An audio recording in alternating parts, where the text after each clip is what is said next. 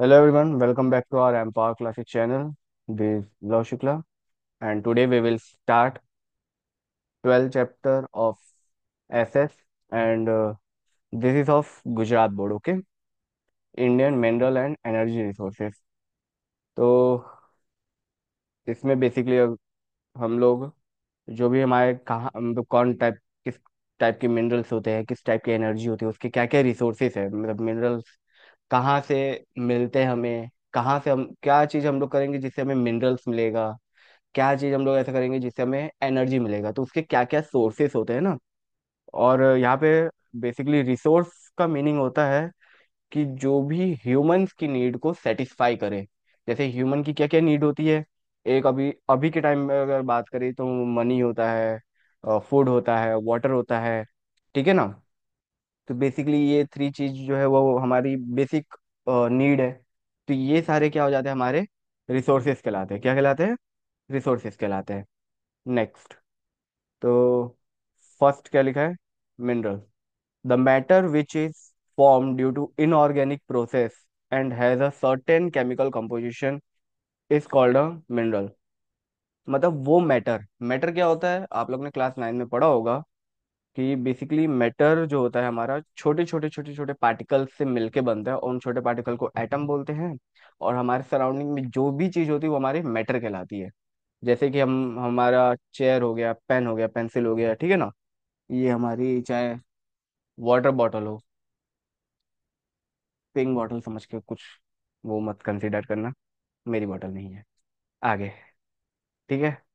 तो नेक्स्ट है, तो जो भी इनऑर्गेनिक प्रोसेस से हम जो भी मैटर निकालते हैं जिसके ऊपर कोई भी केमिकल कंपोजिशन होता है, मतलब बेसिकली केमिकल्स अटैच्ड रहते हैं, तो उसे हम लोग मिनरल्स बोलते हैं, ठीक है ना।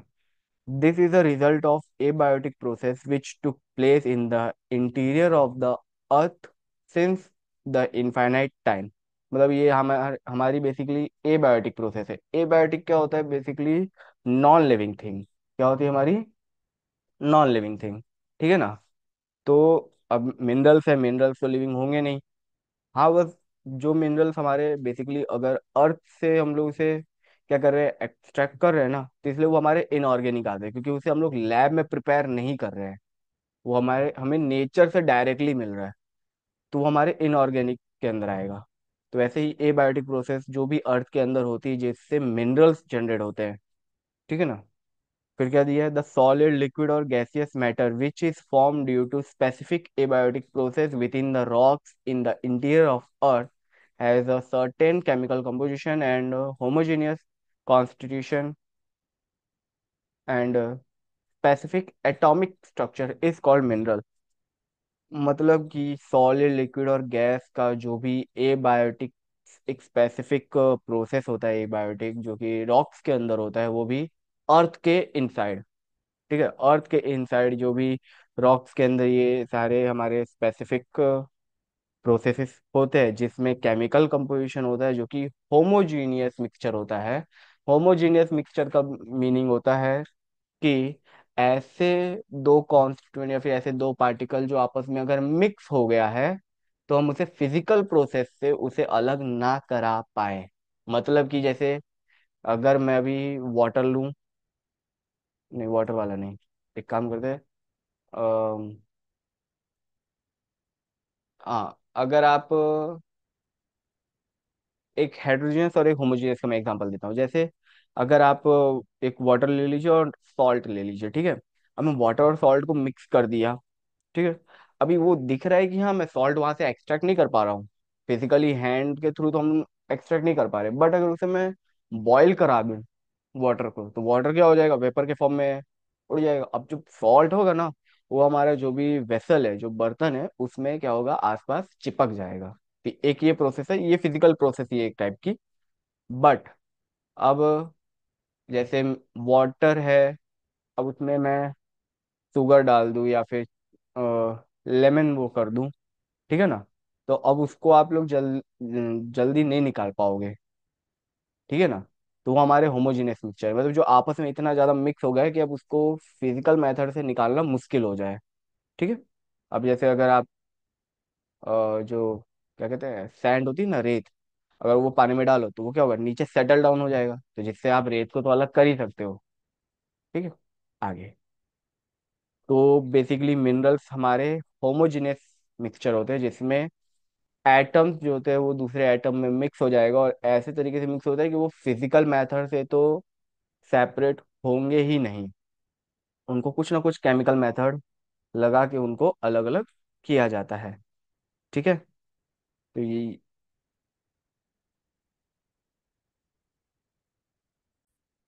हम्म, तो अब यहाँ पे हम आ जाते हैं क्लासिफिकेशंस ऑफ मिनरल्स। ठीक है ना। तो थ्री टाइप्स के मिनरल्स होते हैं। पहला है मेटेलिक मिनरल्स, दूसरा है नॉन मेटेलिक मिनरल्स, और तीसरा है minerals used as energy resources. देखो, मेटेलिक मिनरल्स में वो होता है जो हमारे बेसिकली मेटल के फॉर्म वाले मिनरल्स होते हैं, जैसे आयरन हो गया, आयरन के जो ओर होते हैं, ओर, ठीक है ना, आयरन ओर निकाले जाते हैं, तो वो हमारे मेटेलिक मिनरल्स के अंदर आते हैं। Once again sorry, last video में सॉरी था, इस वीडियो में सॉरी था, बैकग्राउंड वॉइस की वजह से। आगे, अब मेटेलिक मिनरल्स जो हमारे मेटल वाले होते हैं, जैसे कि आयरन हो गया, कॉपर हो गया, जिंक हो गया, ये सारे हमारे क्या मेटेलिक मिनरल्स है। नॉन मेटेलिक मिनरल्स हो गए, जैसे चौक हो गया, जिप्सम हो गया, डायमंड हो गया, ठीक है ना, ये हमारे नॉन मेटेलिक मिनरल्स है। अब मिनरल वो आते हैं जो कि एक एनर्जी के फॉर्म में क्या होते हैं, यूज किए जाते हैं, मतलब कि वो मिनरल जो किसी एनर्जी के फॉर्म में यूज किए, जैसे कोल हो गया, मिनरल ऑयल हो गया, नेचुरल गैस, जैसे कोल है, ठीक है ना। तो अभी के टाइम में जो भी फर्नेंस होता है, जहाँ पे हम लोग बेसिकली क्या करते हैं, मेटल्स को, आयरन हो गया, उन सबको गर्म करते हैं, बहुत ज़्यादा हीट प्रोवाइड कराते हैं, जिसमें हमें कोल का यूज़ करना पड़ता है। ठीक है ना। तो वो एक टाइप का एनर्जी जो कि हीट प्रोवाइड करा रहा है। ठीक है ना, तो एक एनर्जी के बेस पे यूज़ करने वाले मिनरल्स होते हैं। अब आगे सुनो, जैसे मेटेलिक मिनरल है, तो मेटेलिक मिनरल हमारे फोर टाइप्स में। पहला है प्रीसियस मेटेलिक मिनरल्स, मतलब वो मेटेलिक मिनरल जो कि बहुत कीमती है, जैसे गोल्ड, सिल्वर, प्लेटिनियम। ठीक है।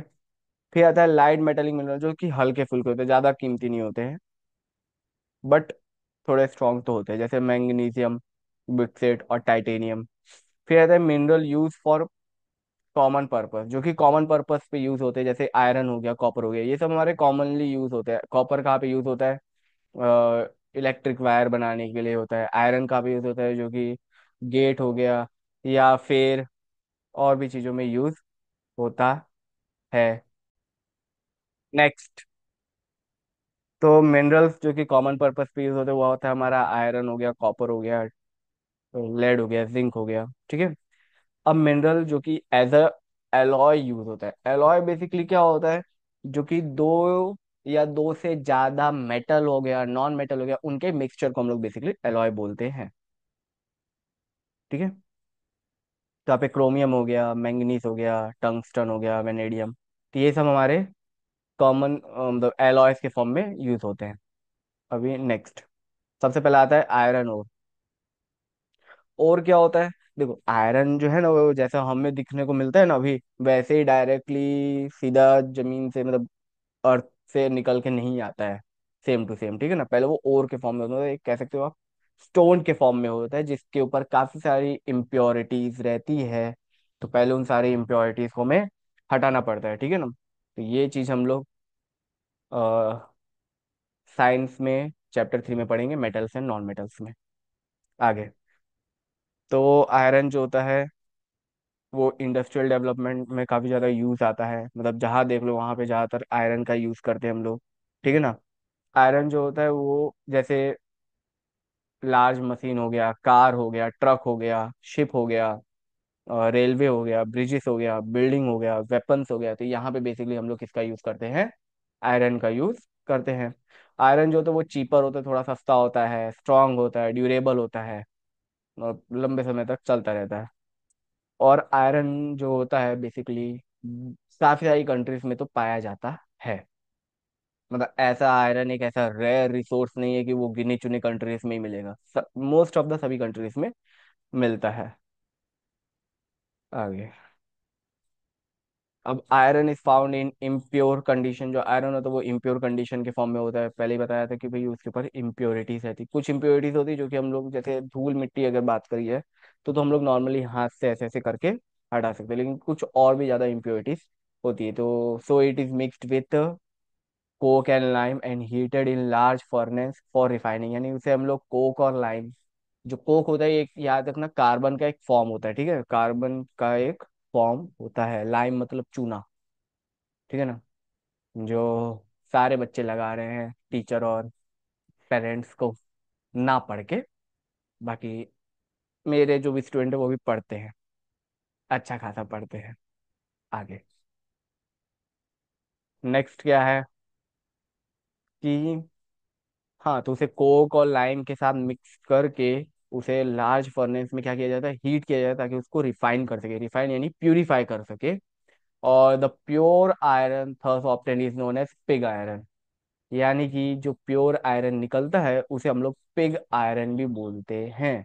अब पिग का हिंदी में नाम होता है सुअर, सुअर लोहा। ऐसा नहीं बोलेंगे, पिग आयरन बोलेंगे सिंपली। हाँ। अब सुअर से अपने दोस्तों का नाम मत याद करने लगना। अब तो इंडिया में 4 टाइप्स के आयरन और फाउंड किए गए हैं। पहला है हेमेट हेमेटाइट, फिर है मैग्नेटाइट, फिर है लिमोनाइट एंड साइडराइट, ठीक है ना। तो ये सब है। और मैक्सिमम आयरन ओन कहाँ कहाँ मिले हैं, कर्नाटका के, कर्नाटका हो गया, ओडिशा, अभी ओडिशा यहाँ पे लिखा है बल्कि ओडिशा है, ठीक है ना। तो झारखंड हो गया, छत्तीसगढ़ हो गया, आंध्र प्रदेश हो गया, ठीक है ना। और उसके अलावा भी आयरन और पाए गए गोवा, राजस्थान, तमिलनाडु, महाराष्ट्र, मध्य प्रदेश, केरला, उत्तर प्रदेश एंड आसाम स्टेट। तो यहाँ यहाँ पे हमारे आयरन के ओर मिले हैं। फिर आता है मैंगनीज। ये याद रखना, ये मैंगनीज है, ठीक है ना। मैग्नीशियम मत समझ लेना, मैग्नीशियम और मैंगनीज दोनों अलग अलग होते हैं। अब ये एक इम्पॉर्टेंट मिनरल है आयरन और स्टील इंडस्ट्री के लिए। मैंगनीज जो है वो एक इम्पॉर्टेंट मिनरल है iron and steel industry. It is mainly use to make steel from iron. यानी आयरन से स्टील बनाने के लिए बेसिकली हम लोग मैंगनीज का यूज करते हैं। और कुछ in other its other uses in chemical industry such as bleaching powder, insecticide, dry battery cells and tile. मतलब और जो केमिकल इंडस्ट्री होती है वहां पे हम लोग मैंगनीज का यूज किस लिए करते हैं, ब्लीचिंग पाउडर हो गया, इंसेक्टिसाइड्स हो गया, ड्राई बैटरी सेल्स हो गया और टाइल्स के लिए। और ये ज़्यादातर लेदर इंडस्ट्री में, glass industry, match box industry, photography, china clay utensils and colour bricks में भी इसका बहुत ज़्यादा यूज होता है। The rails are made up of steel and rod, become more flexible and strong when mixed it with manganese, ठीक है।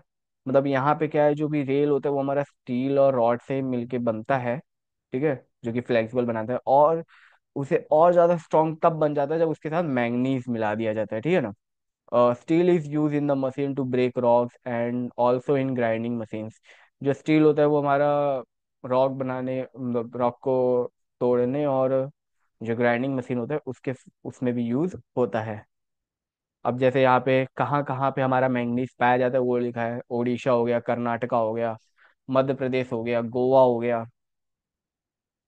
ठीक है ना। ये मेजर स्टेट है जहाँ पे मैंगनीज पाया जाता है। और भी जगह पाया जाता है, जैसे आंध्र प्रदेश हो गया, झारखंड, राजस्थान और गुजरात। फिर आते हैं हम लोग कॉपर पे। तो कॉपर एक प्रिमिटिव, मतलब काफी बहुत पहले से भी यूज किया गया है कॉपर का, ठीक है ना, एशियन टाइम से। This was the first mineral use by man. मतलब ये एक ऐसा मिनरल है जो सबसे पहले लोगों के द्वारा यूज किया। मतलब आयरन भी लोग पहले यूज नहीं किए थे, सबसे पहले किसका यूज करते थे लोग, कॉपर का। क्योंकि वो उतने time, it is more important because of its mixing property. इसके मिक्सिंग प्रॉपर्टीज की वजह से ये सबसे ज्यादा इंपॉर्टेंट बन गया था। It forms bell metal when mixed with tin and makes brass when mixed with zinc. यानी वो जो बेल का जो मेटल होता है ना वो उसका फॉर्म ले लेता है जब उसे टिन के साथ मिलाते हैं, और ब्रास का फॉर्म ले लेता है जब उसको जिंक के साथ मिलाते हैं। और it is use in making electrical equipment, जैसे मैंने इलेक्ट्रिकल इक्विपमेंट बताया था, जो भी टेलीफोन हो गया, रेडियो हो गया, टेलीविज़न हो गया, हीटर हो गया, एयर कंडीशनर हो गया, ठीक है ना। तो उसमें ज़्यादातर हम कॉपर का ही यूज़ करते हैं, ठीक है। और ये गुड कंडक्टर है इलेक्ट्रिसिटी का, तो इससे अगर इलेक्ट्रिसिटी पास कराओगे तो अच्छे से पास होगी। इसलिए देखना जितने भी जो वायर होते हैं, घर वाले वायर होते हैं, तो हमारे बेसिकली कॉपर से ही बने रहते हैं, ठीक है। और ये इंसेक्टिसाइड हो गया, एक्सप्लोजिव्स हो गए, एक्सप्लोजिव यानी जो जो भी धमाके वाली चीज होती है उनमें, कलर्ड ग्लास हो गया, कॉइन्स हो गया, और इन सब में भी कॉपर का यूज आता है। कॉपर हमारा कहाँ कहाँ पाया जाता है? झारखंड, मध्य प्रदेश, राजस्थान, सिक्किम, आंध्र प्रदेश, यहाँ पे भी पाया जाता है। और कहाँ है? बिहार, कर्नाटका, महाराष्ट्र, तमिलनाडु, हिमाचल प्रदेश और उत्तराखंड, ठीक है। हम्म। फिर आता है बिक्सिट। बिक्सिट मतलब ये एक एल्यूमिनियम ओर होता है, जो एल्यूमिनियम जो हम लोग यूज करते हैं उसका ओर होता है। और ये फर्स्ट टाइम फाउंड किया गया था एट लेस बुक्स, जो कि 1921 में फाउंड फाउंड किया गया था, जो कि फ्रांस में है, ठीक है। अब एल्यूमिनियम एल्यूमिनियम जो होता है वो बुक्साइट से ही ऑब्टेन्ड किया जाता है, मतलब उसी के अंदर से एल्यूमिनियम को निकाला जाता है। और it is useful due to its special property, इसकी स्पेशल प्रॉपर्टीज की वजह से ये ज्यादा यूजफुल होता है। पहली बात तो ये वेट में बहुत ज्यादा हल्का होता है एल्यूमिनियम। अभी एकदम लॉन्ग सा एल्यूमिनियम आप उठाओ, एक वो ले लो, या फिर उतने ही साइज का आयरन उठा लो, दोनों में वेट में बहुत ज्यादा डिफरेंस होगा। वो मतलब आयरन वाला बहुत ज्यादा वेटेड होगा, यानी बहुत ज्यादा भारी भरकम होगा, और जबकि वहां पे एल्यूमिनियम वाला है तो वो बहुत हल्का होता है। सेकंड, ये स्ट्रांग होता है। एल्यूमिनियम क्या होता है? स्ट्रांग होता है, ड्यूरेबल होता है, ठीक है। गुड कंडक्टर ऑफ इलेक्ट्रिसिटी होता है, रस्ट फ्री होता है। रस्ट फ्री मतलब जल्दी इसमें जंग नहीं लगता है। अब ऐसा नहीं कि जंग नहीं लगता तो हम लोग अपने गेट में एल्यूमिनियम लगा दें, वहां पे नहीं लगा पाएंगे, क्योंकि भाई थोड़ी सेफ्टी के लिए भी चाहिए है। कोई तोड़ ताड़ के मतलब वो करके अगर घुस आया तो आगे। और इजीली डक्टाइल भी होता है। डक्टाइल मतलब जैसे आप लोग एल्यूमिनियम फॉयल देखे ही होंगे, मतलब उसको मार मार के पीट पीट के एकदम पतला सा चादर का फॉर्म कर देते हैं, ठीक है ना। जो कि हम बेसिकली बच्चों के साथ करते हैं, इस टाइम पे नहीं कर पाते। इस टाइम पे इसलिए बच्चे हवा में उड़ रहे हैं आजकल के। आगे फिर वो हो गया डोमेस्टिक। डोमेस्टिक यूटेंसिल्स यानी घर पे कुछ बर्तन होते हैं, जैसे वहां पे एल्यूमिनियम का हम लोग यूज करते हैं, जैसे कुकर हो गया, ठीक है ना। तो वो हम लोग एल्यूमिनियम वाला यूज करते हैं। फिर इलेक्ट्रिकल गैजेट्स हो गए, तो उसमें हम लोग एल्यूमिनियम का यूज करते हैं। सॉरी बच्चों। सेकंड हो गया कलर्स हो गया। और शिप को बनाने में भी हम लोग किसका यूज करते हैं? एल्यूमिनियम का यूज करते हैं।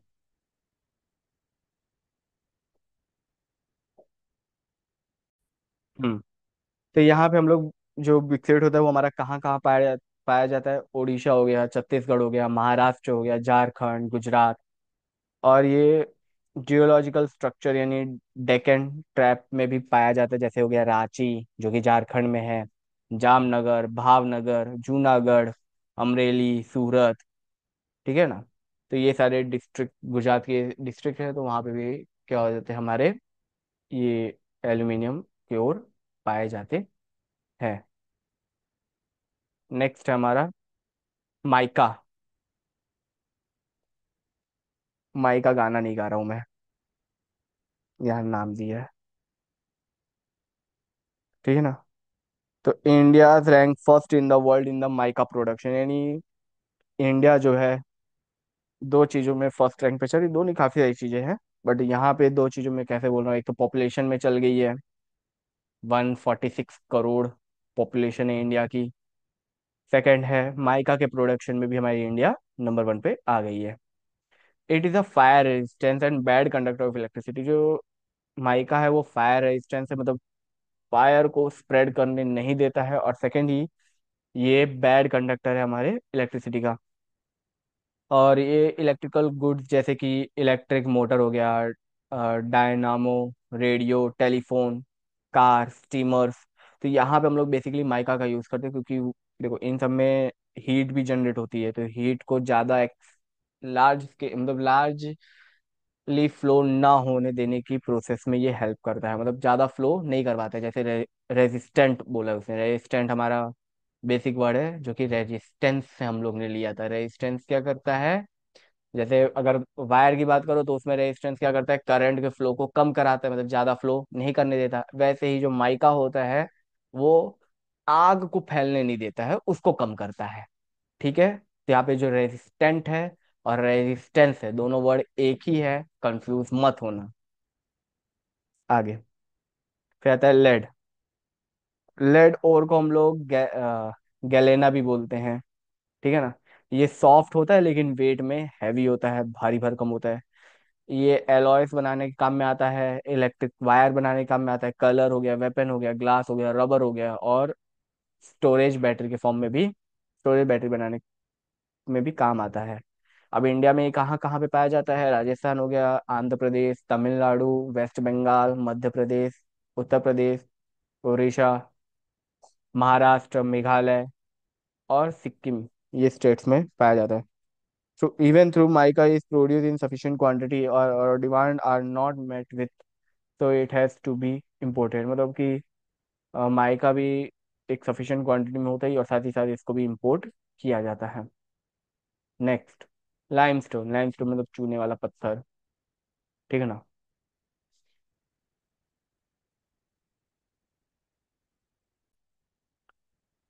तो अब यहाँ पे हम लोग करेंगे लाइमस्टोन। ठीक है। तो लाइमस्टोन जो होता है वो लार्ज क्वांटिटी में प्रोड्यूस होता है, वो भी सीमेंट के लिए, मतलब सीमेंट से, मतलब limestone is use in large quantity in the production of cement, यानी सीमेंट के प्रोडक्शन के लिए लाइमस्टोन को हम लोग लार्ज क्वांटिटी में प्रोड्यूस करते हैं।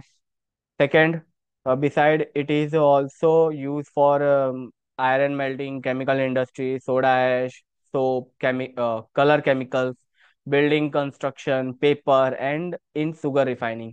मतलब कि जो हमारा लाइमस्टोन है वो सीमेंट के प्रोडक्शन के लिए तो यूज होता ही होता है, साथ ही साथ वो आयरन मेल्टिंग के लिए भी यूज होता है। आगे नेक्स्ट, तो यहाँ पे आयरन मेल्टिंग में यूज होता है लाइमस्टोन, केमिकल इंडस्ट्री में हो गया, सोडा नहीं, सोडा ऐस में होता है, सोप हो गया, साबुन वुबुन। ठीक है, तो वहाँ पे भी हमारा लाइमस्टोन यूज होता है।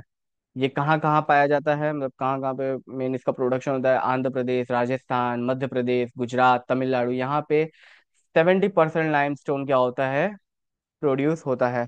सेकंड, छत्तीसगढ़ हो गया, कर्नाटका हो गया, महाराष्ट्र, हिमाचल प्रदेश, यहाँ पे भी लाइमस्टोन प्रोड्यूस होता है। अभी आगे, जामनगर, कच्छ, अमरेली और खेड़ा डिस्ट्रिक्ट जो होता है वो यहाँ पे ज्यादा लाइमस्टोन प्रोड्यूस होता है कंपेयर टू अदर डिस्ट्रिक्ट। ठीक है ना। और भी डिस्ट्रिक्ट होते हैं जहाँ पे लाइमस्टोन प्रोड्यूस होता है, जैसे बनसनाथ, फिर महेशाना, सबरनाथ, सबरकांत, सबरकांत, वडोदरा, पंचमहल, भरूच, नर्मदा, सूरत, भावनगर, राजकोट। ठीक है ना। तो ये वो जगह है जहाँ पे हमारा लाइमस्टोन प्रोड्यूस होता है। The rocks in Jamnagar district contain 70% lime content. मतलब जो जामनगर के जो जामनगर डिस्ट्रिक्ट के जो भी रॉक होते हैं ना, पत्थर, तो वहां पे उन रॉकों में 97% क्या होता है हमारा, लाइम प्रेजेंट होता है। ठीक है। बच्चे भी बोलेंगे ना, सर जी क्या वीडियो बना रहे हो, आसपास से लोग आ जा कर रहे हैं।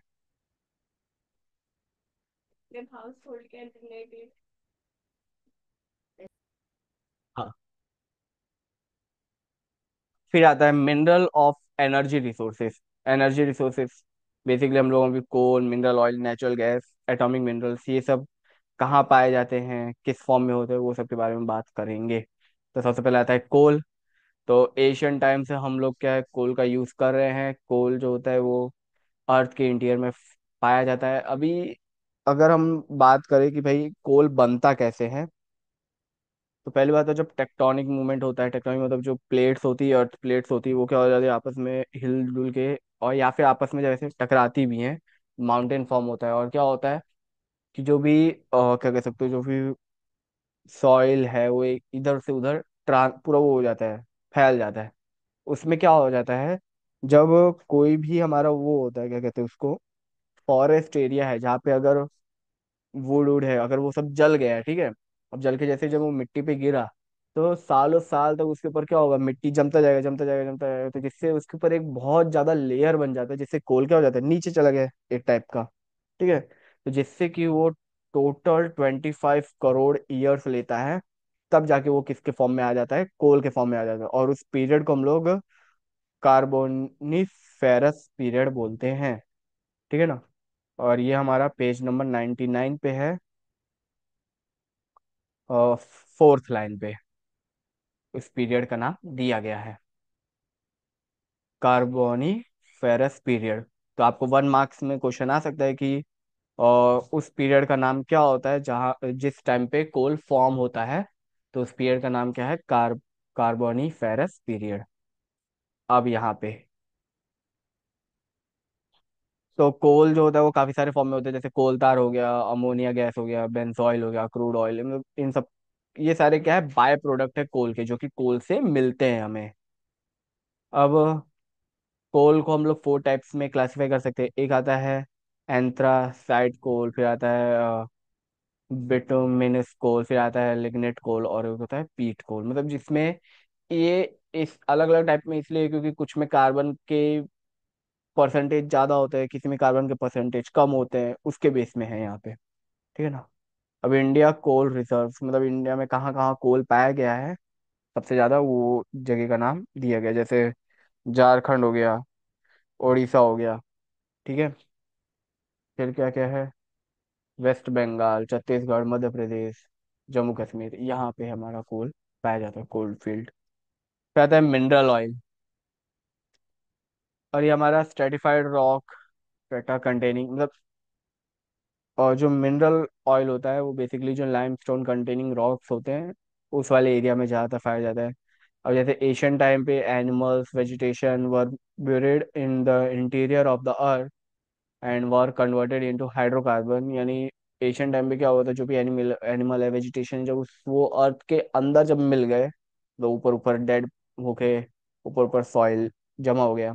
ठीक है ना। तो जब वो हाइड्रोकार्बन का फॉर्म, हाइड्रोकार्बन में फॉर्म हो जाता है, कन्वर्ट हो जाता है, तो this form was in almost liquid form, मतलब ये जो फॉर्म है वो हमारा बेसिकली ज्यादातर लिक्विड फॉर्म में होता है, जो कि टेक्टोनिक मूवमेंट की वजह से ऊपर की तरफ आता है।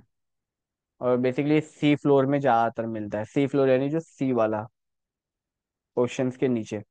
इन 1866 first oil well was dug in Assam to find out oil, यानी 1866 में पहला तेल का कुआं खोदा गया था, तेल निकालने के लिए। और वो भी कहाँ, और 1867 में हमें वो ऑयल मिला था, वो भी मकुम, ए आसाम में एक जगह है, एक डिस्ट्रिक्ट है, या फिर कह सकते हो गांव है, जहाँ पे ये हमें मिला था। उस गांव या डिस्ट्रिक्ट का नाम क्या है, मक्कुम। फिर बाद में इंडिया में काफी सारे अलग अलग पार्ट्स आ गए, जहाँ पे ऑयल के कुएं हुए, जो भी है ऑयल का पूरा वो सिस्टम चलाया गया। जैसे कि इंडिया में टोटल 5 जोन्स है ऑयल की। कितने जोन्स है, 5। ओह सॉरी, ये रहा 5।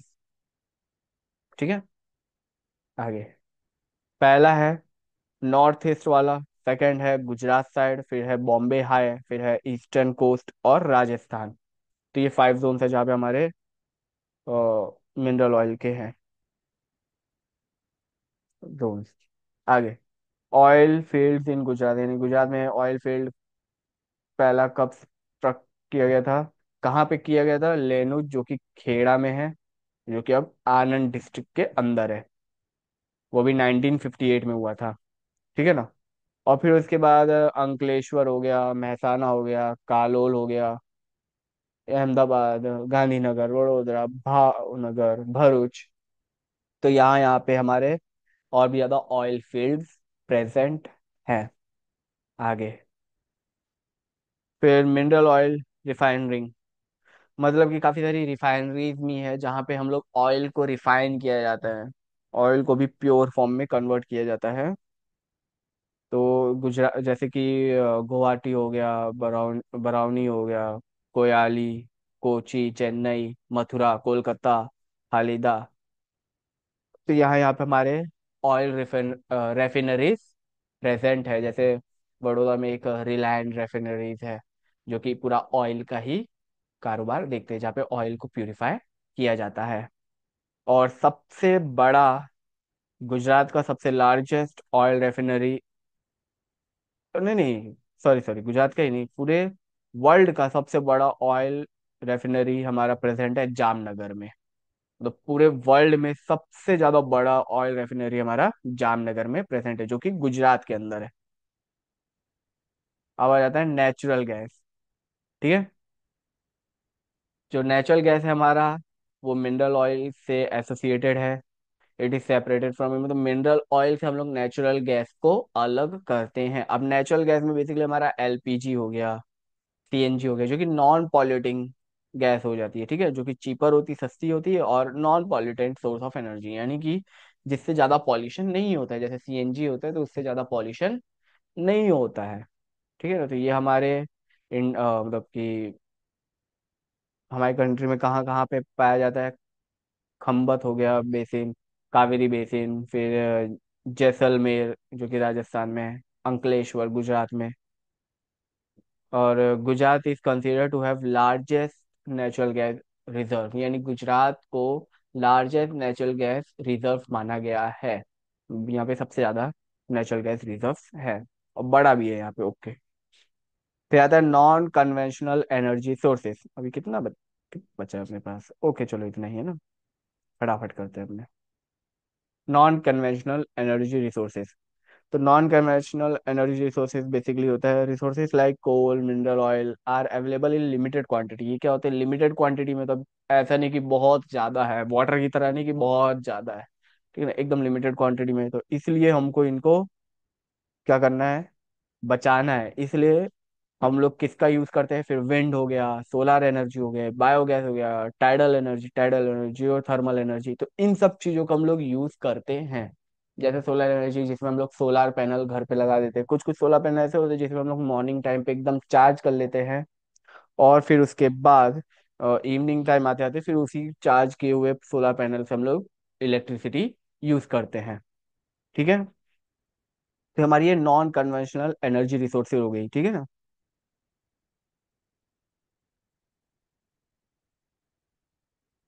फिर many countries in the world has taken step in this direction, मतलब इस डायरेक्शन में, तो कि सोलर एनर्जी का यूज करना चाहिए, विंड एनर्जी का यूज करना चाहिए। तो इसके लिए काफी सारी कंट्रीज ने सपोर्ट किया, जैसे यूएस हो गया, रसिया हो गया, France, Canada, Australia, Netherland, Japan.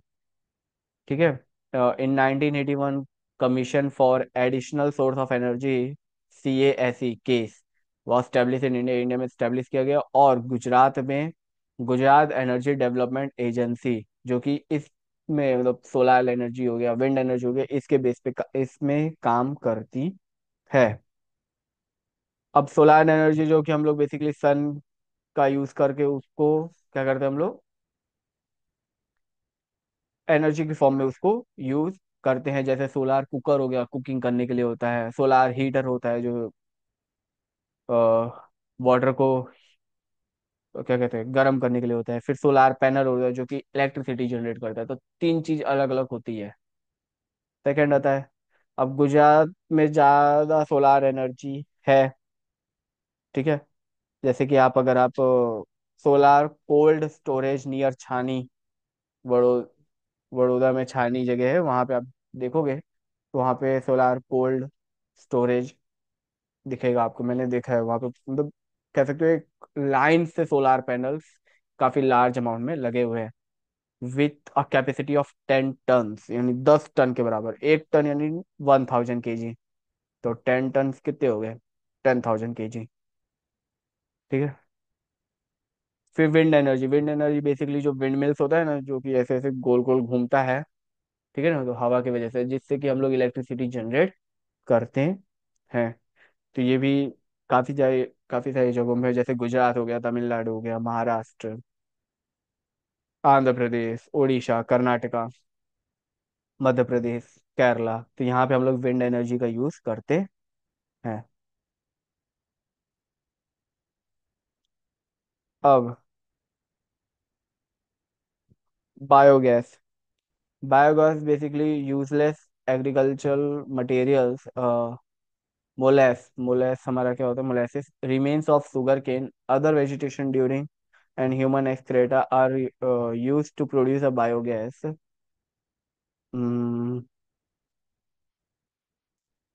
Okay, basically biogas भी हमारा कह सकते हो कि जो भी यूजलेस एग्रीकल्चर मटेरियल बच जाता है, जैसे शुगर केन में जो शुगर केन का जो बचा हुआ पोर्शन होता है ना, वो चीज हो गया। उसके अलावा जो भी ह्यूमन एक्सक्रेटा यूज किया जाता है बायोगैस को बनाने में, ठीक है। जैसे मीथेन गैस हो गया, वो भी मटेरियल जो डिकम्पोज होता है उसी से बनता है, जो कि हमारा क्या है, बायोगैस है। और ये एक इनफ्लेमेबल गैसेस होता है। Precious fertiliser without any virus is obtained after it is used up. जब इसे यूज कर लिया जाता है तो प्रीसियस फर्टिलाइजर क्या किया जाता है, ऑब्टेन किया जाता है बिना किसी वायरस के। Thus the energy as well fertiliser both can be obtain, यानी इससे हम लोग एनर्जी और साथ ही साथ फर्टिलाइजर भी निकाल सकते हैं। आगे काफी सारे ऑपरेशंस कंडक्ट किए जा रहे हैं बायोगैस के लिए, ठीक है ना। कहाँ कहाँ पे है, अहमदाबाद हो गया, दांतीवाड़ा, जो कि बना बानसंथर डिस्ट्रिक्ट में है। आगे फिर आता है geothermal energy. Geothermal energy का मतलब होता है जैसे जो thermal energy from the interior of the earth comes to the surface of the earth in the form of geyser और हॉट स्प्रिंग। यानी कि हम लोग जो थर्मल एनर्जी इसमें यूज करते हैं, जो कि अर्थ के इंटीरियर यानी अर्थ के अंदर से आती है, जैसे गीजर हो गया और हॉट स्प्रिंग होता है। हॉट स्प्रिंग में बेसिकली कह सकते हो आप लोग एक छोटा सा पॉन्ड टाइप का होता है, ठीक है। और उसमें वाटर जो होता है वो गर्म होता है, वो भी अंदर एक मैकेनिज्म रहता है जिसकी वजह से उसको गर्म रखता है, हॉट स्प्रिंग, ठीक है। अभी इसमें क्या होता है, due to heat these are transform into vapour, यानी हीट की वजह से वो वेपर्स के फॉर्म में ट्रांसफर होता है। जैसे आप हॉट स्प्रिंग में कभी देखना, वो एकदम धुआं टाइप का निकलता है। अगर आप कोई जैसे कोरियन हो गया, ये जैपनीज हो गया, ठीक है ना, बेसिकली जैपनीज वाले जो कार्टून होते हैं उनमें आप देखना, तो उसमें किसी किसी एक दो एपिसोड्स में आपको वो हॉट स्प्रिंग दिखाया जाएगा। बेसिकली एक बहुत फेमस कार्टून चलता था डोरेमोन, उसमें देख लेना, उसमें दिखाएगा आपको। हम्म। आगे अब hot hot water spring Gujarat में कहाँ कहाँ लोकेटेड है, लासुंद्रा, उनई, तुआ और तुलश्याम, ये जगह पे जियो थर्मल एनर्जी यूज करते हैं। फिर आता है tidal energy. Tidal energy basically हम लोग वाटर के अंडर उसको पूरा सिस्टम बनाते हैं, ठीक है। हम्म। टाइडल एनर्जी बेसिकली हम लोग इलेक्ट्रिसिटी जनरेट करने के काम में यूज करते हैं, जो कि हम वाटर का यूज करके हम लोग उसको जनरेट करते हैं, जिसमें हम लोग टरबाइन कनेक्ट करते हैं। टरबाइन मतलब एक मोटर होता है जो कि बहुत जल्दी जल्दी घूमता है, जिससे वाटर का यूज करके वो लोग क्या करते हैं, इलेक्ट्रिसिटी जनरेट करते हैं। कहते हैं ना पानी से हम लोग इलेक्ट्रिसिटी बनाते हैं, तो उसमें हम लोग टाइडल एनर्जी का ही यूज किया जाता है, जो कि डैम उनके पास ज्यादातर बनता है। अब आता है लास्ट में मिनरल प्रिजर्वेशन। मिनरल प्रिजर्वेशन मतलब बेसिकली हमें मिनरल्स को बचा के रखना है, प्रिजर्व करके रखना है, ताकि हम लोग फ्यूचर में उसका अच्छे से और ज्यादा यूज कर सके। फ्यूचर जनरेशन के लिए, जो आने वाली जनरेशन है वो भी उसका यूज कर सके, उनके लिए खत्म ना हो जाए, इसलिए हमें बचा के रखना है।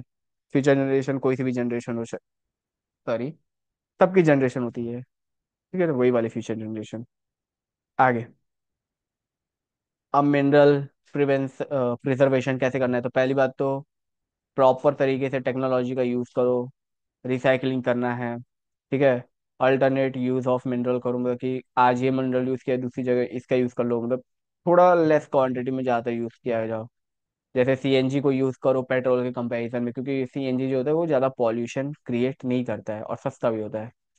फिर नॉन कन्वेंशनल मीन्स यूज करो, मतलब जैसे वाटर हो गया, सोलर एनर्जी हो गया, इन सब का ज़्यादा यूज कर लो, ताकि बाकी जो हमारे ऐसे रिसोर्सेज जो लिमिटेड है वो बचे रहे।